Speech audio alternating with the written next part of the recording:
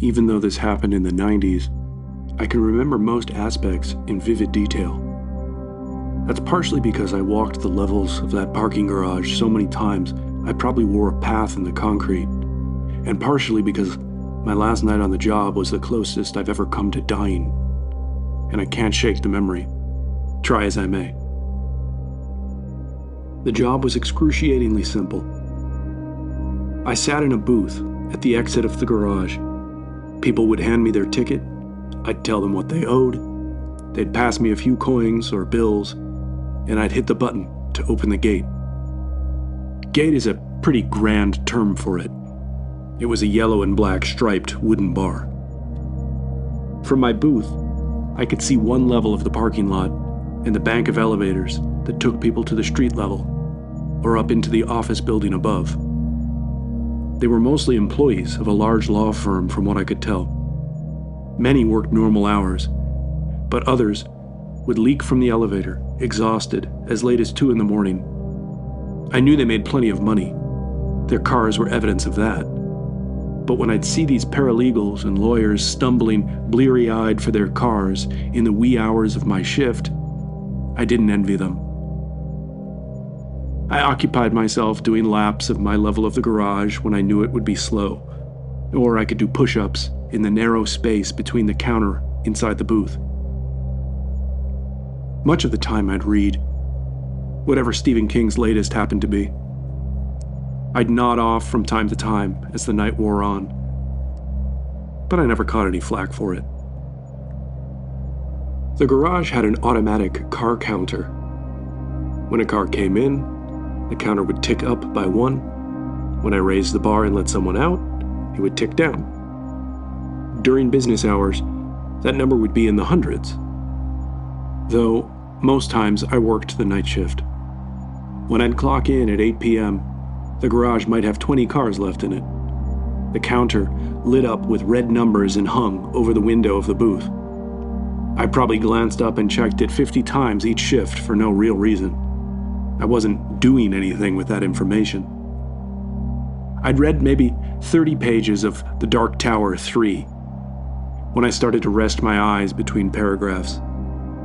The hum of the fluorescent tube lights in my booth and the light ticking of the space heater on the floor were a soothing combination. It must have been past midnight when I drifted off. I was shocked awake by the blast of a car horn. I gasped the way people do in movies when they're breaking free of a nightmare. A gleaming black Lexus sat inches from the gate. I sat up and sheepishly glanced at the driver. He turned his palms up and gestured to the bar, blocking his way as if to say, "Any time now." I was so flustered I smacked the button and raised the gate without thinking. The car was rolling up the ramp and out of sight as it occurred to me that I hadn't asked him to pay. With a sigh, I looked forlornly at the cash register. The drawer would come up short tonight, and I'd come in to find a nasty note from the manager on my next shift. My heart was still pounding from the rude awakening the car had given me. I decided to take a walk around the garage to stretch my legs and calm down. Instinctively, I checked the car counter as I stepped out. 19. Typical, I murmured to the empty garage. The circuit around the entry level of the garage was more than familiar to me. 40 steps to the maintenance van that never seemed to move. 20 more steps to the oil-stained handicap spot. The always locked restroom on my left. The elevator bank after that. As I approached the elevator doors, the chimes sang out. Someone was leaving work for the night. I didn't want to surprise anyone at this hour, so I tried to hurry on my way. However, I only succeeded in making it directly in front of the doors as they opened. A widening block of light from the elevator illuminated the concrete and then me. I looked up to see no one. The elevator was empty. I stood peering into the brightly lit, sticky tiled space.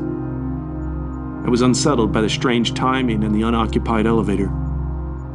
As I turned to leave, the doors began to close. Once the light behind me was extinguished by the closing doors, I started back toward the booth. The doors opened again. I don't know what I was expecting, but I froze and looked back. The elevator sat empty. As I watched the doors close again, I sensed something overt and meaningful in this little encounter, like someone or something was intentionally occupying my attention here, over nothing. Suddenly, it felt like I was being watched. The hairs on the back of my neck stood, and a shock crawled across my scalp. I whipped around, ready to fight or run. I was alone. There was only the gray, unfeeling concrete floors, pillars, and walls of the garage. Ahead, in stenciled yellow print, huge letters read, "Way Out," with an arrow pointing toward the exit. I'm considering it, I thought soberly. I strode quickly back to my post and leaned against the door jamb with an exasperated sigh. I'd had upsetting moments on this job before. However, all those involved patrons of the garage, combative about the fees, or convinced the garage was responsible for a scratch on their fender. This one time, I'd come across a drunk passed out in the stairwell. He'd taken a swing at me once I'd finally roused him and told him to get out.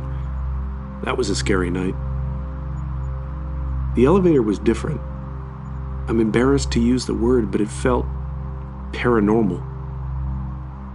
After keeping my eyes fixed on the elevator for a good 5 minutes, I finally let myself settle back in my chair. The buzzing red numbers of the car counter drew my gaze upward. 20? I said aloud. I couldn't understand when a car could have entered the garage since I stepped out. I was within shouting distance of the gate the entire time. I'd seen nothing, heard nothing. I turned to the 6x6-inch monitor bolted into the countertop and spooled back the black and white security footage. The system had 2 channels, one for the entrance, one for the exit.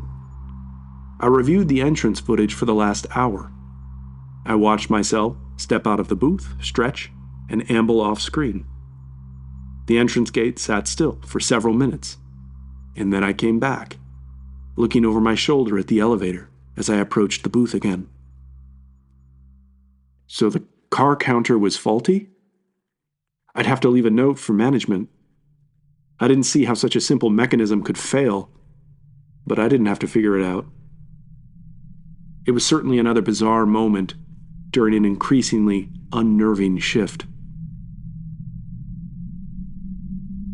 Have you ever noticed that car tires screech when you drive around corners in a parking garage, even if the car isn't going very fast? When they build these places, they coat the surface with an epoxy to make the concrete more resilient. The stuff is meant to deflect chemicals and stains. I don't know if it works, but it makes an ungodly racket any time a car is moving through the garage. The screeching came on suddenly, echoing up from another level of the subterranean structure. Someone was on the move, likely a lawyer who'd finally given up prepping their briefs for the night. I'd learned the way this place would talk, tell me when someone was on the way. I could even predict how long it would take for a car to appear at my window once I heard the tires eking around some turn down below. Still feeling foolish at having been woken up by a patron less than an hour ago, I sat up straight in my chair, dutifully waiting to collect the fee and raise the gate. Seconds passed, then a minute. No car appeared at my window. The screeching sounds of tires had stopped quickly after I'd first heard them. Who moves their car in a parking garage but doesn't leave? I thought. I strained my ears for another sound, any indication of movement. The peace I normally enjoyed struck me as alarming now. A solitary bead of sweat ran down the track of my spine. This was absurd. Nothing had happened. Yet I felt convinced something was about to. I tried to turn my focus back to my King novel. The words blurred together. My mind was still latched onto the strange sequence of events. I glanced at the counter again. 20. Where was this car? The sound of movement snapped me from my pondering. It was subtle, like the faint shuffle of feet. I leaned forward, straining to see past the glare of the fluorescent lights reflecting off the glass. I stepped to the door of the booth and looked out at the tableau of vehicles spread across the concrete lanes of the garage. There was something out of place. A shape, something dark and bulky beside a high-end BMW. In a rush, I realized I was looking at a person. A figure was crouched low at the rear bumper. Their silhouette was scarcely outlined in the dim light spilling from the fixtures above. I was nearly convinced that I was imagining it, spooked by a shadow. But then it moved, shifting slightly, like he was adjusting his position to stay hidden. "Hey!" I shouted, stepping forward abruptly. My voice echoed off the concrete walls, sounding more timid than authoritative. I'm not sure why I shouted at all. Dealing with a trespasser was none of my job. The figure didn't move. I shifted from foot to foot nervously. Then, without warning, he leaned away and out of sight behind the car. What's with this guy? I thought. He knows I've seen him. I grabbed the flashlight from the booth and stepped back outside, my breath visible in the chilled air. I stepped forward cautiously. "Hello?" I called, forcing my voice to remain steady. "I know someone's out here. You need to leave. This is private property." I steeled my nerves and rounded the corner of the BMW. There was no one. I was about to turn and go when a slight scratch pulled my gaze downward. A sneakered foot slipped under the car. I backed away, now genuinely fearing for my safety. This wasn't the average drunk. This person was either unwell or up to something bad, or both. I was at least 10 feet from the car now, staring at the spot on the concrete where the foot had disappeared. Soft clink came from somewhere to my left, metal on metal. I whipped the flashlight in that direction just in time to see a shadow dart behind a pillar. I stumbled backward, heart thumping in my chest, and sprinted back to the booth. Once inside, I slid the plexiglass door shut and locked it. Seizing the phone from its cradle on the wall, my fingers trembled as I punched in 911. 911, what's your location and emergency? I spat out the address and continued. There's someone in the parking garage, trying to keep my voice calm. The dispatcher didn't respond. Hello? Yes, sir. There's someone in the parking garage. Is there an emergency? Frustrated with my inability to be coherent, I shook my head and started again. I mean, there's someone who shouldn't be here. They're hiding under cars and sneaking around. I think they might be dangerous. Are you in a safe location? I'm locked in my booth. Stay there. Officers are on their way. Do not confront the individual. I dropped the phone, and it bounced in the air on its coiled wire as a new sound reached my ears. The familiar, slow squeal of the gate opening. I turned to the monitor. My stomach felt like it was full of ice water. The entrance gate was rising, but no car had triggered it. Then came the sound of footsteps, fast, heavy footsteps. The shadow of a man appeared in the dim light. He was sprinting toward the booth. I barely had time to process what was happening before he slammed into the glass, his face twisted in a snarl. He pounded on the door with his fists a few times, leering in at me. Suddenly, he backed away. I thought he was going to leave. Instead, he charged at the booth, full speed, and threw himself at the door, leading with his shoulder. The plexiglass spiderwebbed, with white cracks. "Man, you need to get out of here," I shouted, backing up against the counter and fumbling for anything I might use as a weapon. He reared back and slammed his head into the door. The shock of the impact seemed to surprise him, but then he did it again and again. The sound of his forehead thudding into the buckling door was stomach-turning. He didn't seem to feel the pain it must have been causing him. Blood began to run between his eyes, around the curve of his nostrils and down into his mouth. He bared his teeth. They were outlined in dark crimson. For no reason I could discern, he suddenly staggered back from the door and began staring wildly around him. Something seemed to catch his eye, and he stormed off toward the BMW again. The seconds dragged on as I watched the man claw at the seams of the car's driver's side window, trying to force it open. My eyes darted to the monitor, begging the red and blue lights of a patrol car to appear. Finally, they did. I exhaled deeply. The man noticed, too. He froze for a moment before turning and bolting toward the exit. The officers were quick, though. They intercepted him before he could reach the stairwell door. One wrestled him to the ground, and the other pinned his ankles together. The older of the two cops glanced toward the booth and gave me a curt nod. After the officers had cuffed the man, I stepped outside. They'd separated him from a ratty-looking green duffel bag. It must have been stashed behind the Beamer. I stood back while the police laid the bag and his other possessions on the hood of their car. They talked in low voices with their backs turned.